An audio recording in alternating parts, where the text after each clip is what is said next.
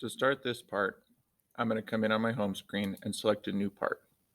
Or you can go to the page and go new. Either way works. I'm going to start out on the front plane, and I'm going to start out with a somewhat complicated sketch. Oh, my mistake. First thing I'm going to do is make sure my units are right. I'm going to draw this drawing in millimeters, so I need to switch it to mmgs. Now I will pick the front plane and start my sketch. First thing I'm going to do is I'm going to grab a center line. I'm going to go from the origin straight up, and I'm going to look for something in the 60 to 75-ish range to make sure that I have plenty of center line for what I need. I'm then going to take my line tool, and as I zoom in a little bit, move my screen, I will be starting at the origin and working my way around. So I'm going to come from the origin straight out, straight up, back towards my center line, and straight up again. Now what I'd like to do is turn this into a curve. And you say, but wait, you have the line tool. Yes, if I go back to my point, you'll see that little circle-y icon comes up. And if I as I go, it bends the wrong way, I can go back and try again. It doesn't seem to want to bend the right way. There we go. I'm going to bend this way. It does add a relationship that I'm going to actually get rid of, so you can make this arc kind of small right now. Then I'm going to do a vertical line. I'm going to come back and do the arc thing again, but what I want to do is this time I actually want to have it add those relationships for me. So if you look, I get here, I get an angle of 180 degrees, and I get that vertical relationship that I will want. So I'll click that, draw a short vertical line up, go back and get an arc again, arcing out this way, straight up, over, down, back to the center line, and then trace the center line to close that in.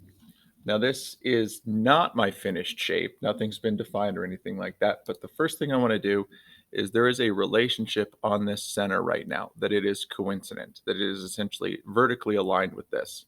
I want you to click on that relationship and push delete so it goes away. Okay, we do not want that relationship there. So I'm going to start out with my dimensioning now. SolidWorks does something kind of cool that when I click from the top line to the very bottom line, and I dimension this at 55 overall, it proportionally shrinks everything. Now we did want our center line to stick out some, so I did just get rid of the dimension tool and go.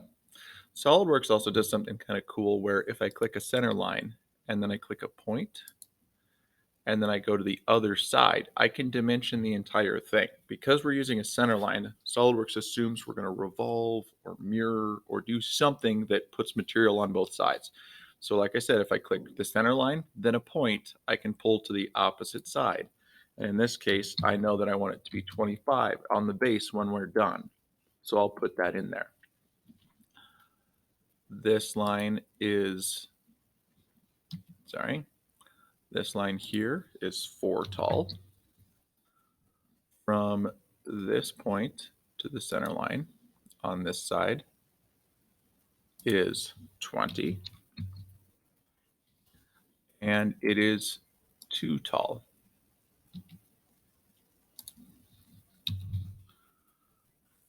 Now, the other thing I'm going to do is I'm going to start to do some of these other lines before I dimension this arc so that it's going to end up right. So I'm going to click that center line, or sorry, that line, then the center line. I want that to be 8. I want the radius of this to be 2. I want the height of this line to also be 2. The radius of this arc will be 4. The height of this line will be 10. The width of this is 3. The height of this, oops, the height of this is 4. And now I'm actually going to get out of the dimension tool for a moment, and I'm going to click my arc, and I'm going to click the line above it, holding the shift or the control key. Either way, it doesn't matter. And what I want to do is I want to add a tangent relationship so that this arc arcs and basically touches that line there. And I'm going to get everything else dimensioned. I'm going to make sure that I'm not missing anything here. Don't think that I am. Yeah, we should be good there. Now, as I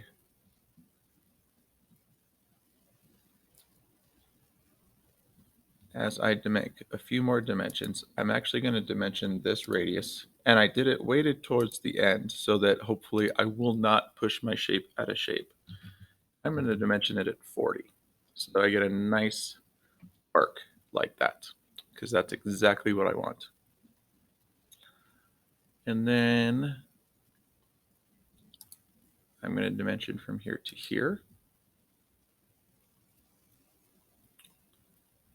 Overall, and this is going to be 16. At this point, I am fully defined. So this is my fully defined sketch. Trying not to cut any dimensions off.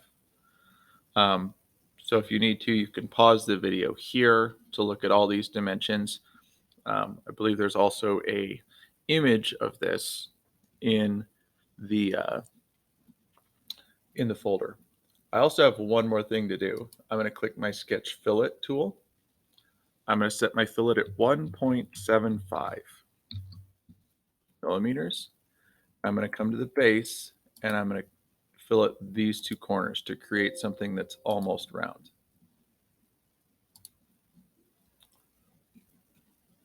Okay. Again, I'm going to just take one more good look at this. Be done with sketch fillet. I'm going to move this in just a little bit like that. Move this just in a little bit like that.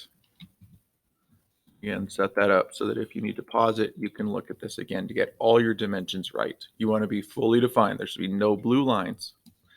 And this part of the rook should be filled in gray. Now, what we've just drawn is half of the profile. So if we think about this, if we took an actual rook from a chess set and cut it in half, and then cut it in half again, this is the surface that we would be looking at. If I now go to features and I go to revolve boss base with this selected, because I drew a center line, it's just creating material by revolving around this center line. So what I end up with when I accept it is this shape, which is really cool, especially when you look at it. Now to finish this up, we know that there's not, the rook is the castle looking one. So we need to cut away some of this material up here. So I'm going to click on this surface and I'm going to start a sketch. I'm going to come up here, and if I don't already have this center rectangle tool active, you can click the arrow next to the rectangle tool to get the center rectangle. I'm going to start that at the origin, and I'm going to pull out past two of the circles, so the inner circle and the outer circle. After I've done that, I am going to I'm going to zoom in a little bit, and I'm going to find the midpoint of this short leg. So it's this little yellow point right here that when I get close to it, it shows up. I'm going to click that. I'm going to hold Control or Shift, and I'm going to click this edge, the second circle from the center, and I'm going to tell them to be coincident. That's going to put that midpoint on that arc. That's so that so the rectangle covers it completely. Second thing I'm going to do, so I'm going to mention this at 4 millimeters. This is what I'm going to use to cut away some of the material I don't need. I'm going to go ahead and exit the sketch. Go to an isometric view. I'm going to extrude cut. I am going to change blind, is what it'll probably say, to up to surface. And I'm going to click the little inner surface of what kind of looks like a cup there. So it's going to cut all the way down to that surface. And I'm going to accept it. Now this is better, but still not quite right. What I'm going to do now is I am going to have that extrude cut one highlighted. I'm going to come over here in features menu to where it says linear pattern, drop this down and pick circular pattern. So I'm going to pattern that feature. It wants a circle, so I'm just going to click one of the round edges up top here. I'm going to call it instance spacing. So what I want is I want 2 copies of what I made, and I want them to be 90 degrees apart. Okay, so 90 and then 2. Make sure you're on instance spacing, not equal spacing. And make sure it says cut extrude one here. And as long as you see partial or full preview, it'll show you exactly what it's going to do. And then I'm going to accept that. Now, some people might say, well, okay, that may be a little easier than drawing a second cut. But one of the big things, especially to learn about SolidWorks, is we sometimes make design decisions or decisions about what tool we use because we're thinking about, well, where is it now easy to make a change?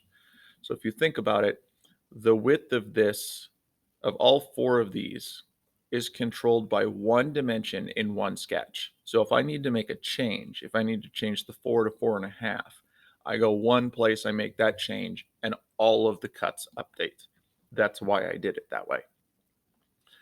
So this is the finished process of creating your rook. Now, to turn this in, first off, if you hold Control on the keyboard and press 7, that'll give you what's called the isometric view. So when I ask for a picture, this is the picture that I want. The other thing is that on your sheet, it'll ask for, if this is made from a certain material, what is the mass of the part? Here's how you're going to find that out. Right here where it says material not specified in the feature menu, you're going to right click and go to edit material. Now the material that I ask you to use is under other non-metals. And it's right here. It's called ceramic porcelain. Now, I don't want to use that in the video. I'm going to use something else. So I'm just going to pick glass. Okay. You're going to use ceramic porcelain. And I'm going to hit apply. And it's going to give me a glass-like look. Yours is not going to change. Yours is actually going to look like this. Okay. So it doesn't change much from where it was. But again, we're going to apply that just so you can see what else we do. So once we've applied the material, when you close it, yours right here again, where mine says glass, yours will say ceramic porcelain.